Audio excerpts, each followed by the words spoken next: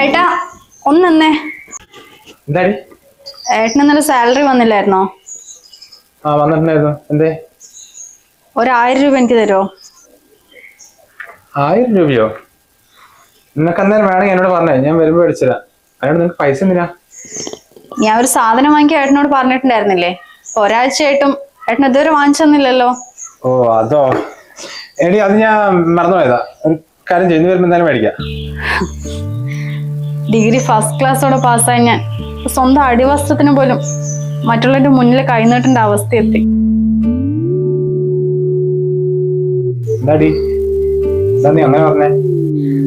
വനചേച്ചി അന്ന് ക്ലീനിങ് ജോലിക്കാ പോകുന്നെന്ന് പറഞ്ഞപ്പോ ഏട്ടൻ അവന് കളിയാക്കുന്ന രീതിക്കല്ലേ സംസാരിച്ചത്? ഏട്ടാ, അവർക്ക് എന്തെങ്കിലും ഒരു ആവശ്യം ഉണ്ടെങ്കിലേ ഒരിക്കലും മറ്റുള്ളവരുടെ മുന്നിൽ കൈനീട്ടേണ്ട ആവശ്യം വരില്ല. ഇപ്പൊ എന്റെ കാര്യം നോക്ക്, എനിക്കൊരു 10 രൂപന്റെ പൊട്ട് വേണമെങ്കിൽ കൂടി